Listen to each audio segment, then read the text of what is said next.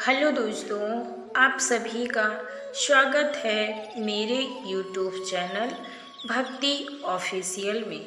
दोस्तों, आप सभी को सीता नवमी की ढेर सारी शुभकामनाएं। जैसे कि आप जानते हैं कि प्रतिवर्ष वैशाख मास की शुक्ल नवमी तिथि को सीता नवमी मनाई जाती है।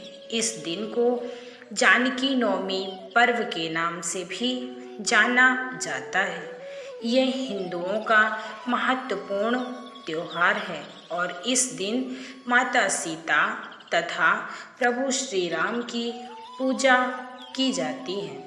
तो आइए जानते हैं माता सीता की जन्म कथा। माता सीता का प्रगट्य त्रेता युग में वैशाख शुक्ल पक्ष की नवमी तिथि को हुआ था।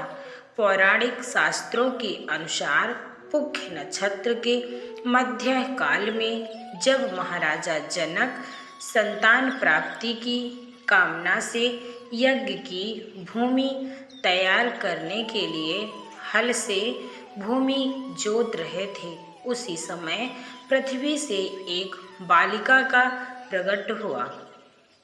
जोती हुई भूमि तथा हल के नोक को भी सीता कहा जाता है, इसीलिए बालिका का नाम सीता रखा गया था। अतः इस पर्व को जानकी नवमी भी कहते हैं।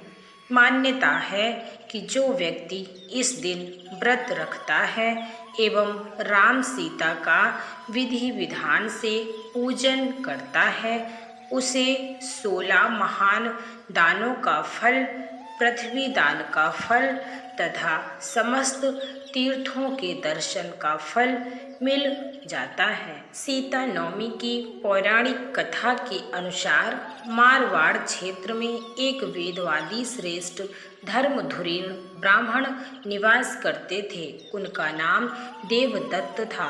उन ब्राह्मण की बड़ी सुंदर रूपगर्भिता पत्नी थी, उसका नाम शोभना था। ब्राह्मण देवता जीविका के लिए अपने ग्राम से अन्य किसी ग्राम में भिक्षाटन के लिए गए हुए थे। इधर ब्राह्मणी कुसंगत में फंसकर व्यभिचार में उलझ गई थी। अब तो पूरे गांव में उसके इस निंदित कर्म की चर्चाएं होने लगी, परंतु उस दुष्ट औरत ने सारा गांव ही जला दिया। दुष्कर्मों में रत रहने वाली वह दुष्ट मरी तो उसका अगला जन्म चांडाल के घर में हुआ। पति का त्याग करने से वह चंडालनी बनी। ग्राम जलाने से उसे भीषण कुष्ठ हो गया तथा व्यभिचार कर्म के कारण वह अंधी भी हो गई।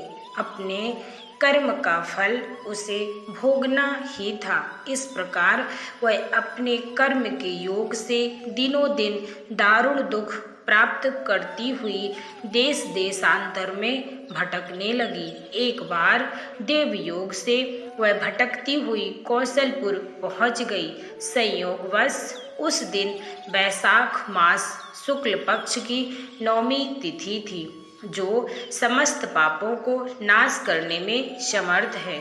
सीता नवमी के पावन उत्सव पर भूख प्यास से व्याकुल वह दुखियारी इस प्रकार प्रार्थना करने लगी, हे सज्जनों, मुझ पर कृपा कर कुछ भोजन सामग्री प्रदान करो, मैं भूख से मर रही हूँ। ऐसा कहती हुई वह स्त्री श्री जनक भवन के सामने बने 1000 पुष्प मंडित स्तंभों से गुजरती हुई उसमें प्रविष्ट हुई।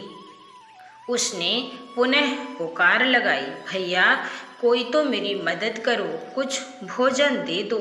इतने में एक भक्त ने उससे कहा, देवी आज तो सीता नवमी है, भोजन में अन्न देने वाले को पाप लगता है, इसलिए आज तो अन्न नहीं मिलेगा। कल पारण करने के समय आना, ठाकुर जी का प्रसाद भरपेट मिलेगा, किंतु वह नहीं मानी। अधिक कहने पर भक्त ने उसे तुलसी एवं जल प्रदान किया। वह पापनी भूख से मर गई, किंतु इसी बहाने अनजाने में उससे सीता नवमी का व्रत पूरा हो गया। अब तो परम कृपालिनी ने उसे समस्त पापों से मुक्त कर दिया। इस व्रत के प्रभाव से वह पापनी निर्मल होकर स्वर्ग में आनंद पूर्वक अनंत वर्षों तक रही। तत्पश्चात वह कामरूप देश के महाराज जय सिंह की महारानी कामकला के नाम से विख्यात हुई। जातिस्मरा उस महान साध्वी ने अपने राज्य में अनेक देवालय बनवाए, जिनमें जानकी रघुनाथ की प्रतिष्ठा करवाई। अतः सीता नवमी पर जो भक्त माता सीता का पूजन अर्चन करते हैं, उन्हें सभी प्रकार के सुख सौभाग्य प्राप्त होते हैं। इस दिन जानकी स्तोत्र, रामचंद्राष्टकम, रामचरितमानस आदि का पाठ करने से मनुष्य के सभी कष्ट दूर हो जाते हैं। इस दिन माता सीता के मंगलमय नाम श्री सीताय नमः और श्री सीता रामाय नमः का उच्चारण करना लाभदायी रहता है। तो दोस्तों, अगर आप लोगों को सीता नवमी की महिमा और उनका जीवन परिचय तथा सीता नवमी की कथा पसंद आई हो तो प्लीज़ वीडियो को लाइक और शेयर ज़रूर करें। सभी भक्तों को जय सीताराम की।